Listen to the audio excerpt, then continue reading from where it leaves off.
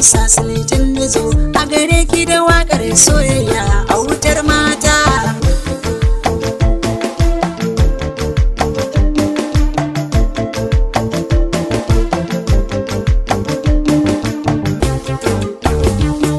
Sarauniya kike dukkan matan duniya, Nawisiya ta kin fi so sarauniya.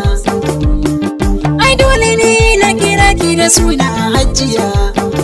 Sasilitin nake na zo a gare ki da tambura a wutar mata.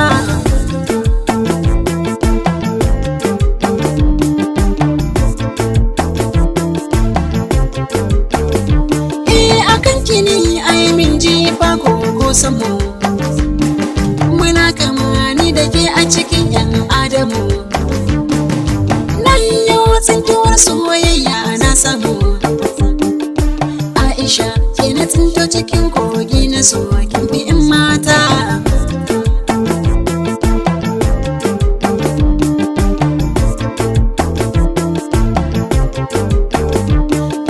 Yar fara take mai kyawu na asali, in kin fito tafiyar ki na ɗaukan hankali.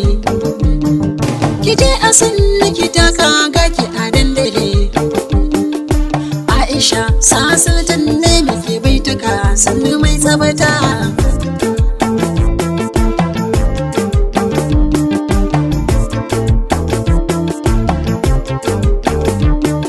Akan cikin na zama gamji ban faɗi ba, ko a daga ko a buge ni ban faɗi ba. Ko da zan rasa komai ko ban Aisha in je gaba, ko a cikin dubun mazaje zan daga murya na yorata.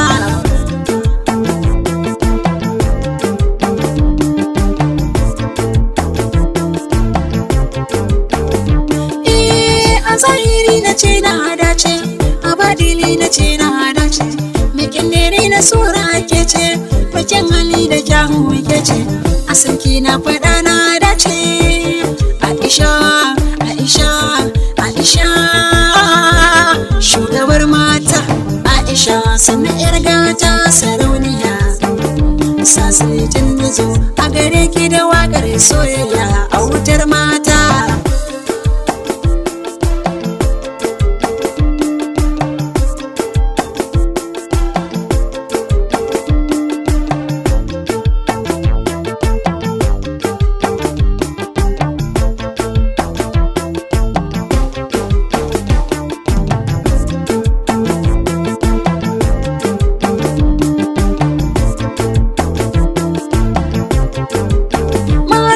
Ko zana so ba zan so kamar ki ba, domin ado da shiga na san ba su kai ki ba. Farin jini na mutane ma ba su kai ki ba. Kai uwa uba a ce kalli ma na soyayya kin fi 'yan mata.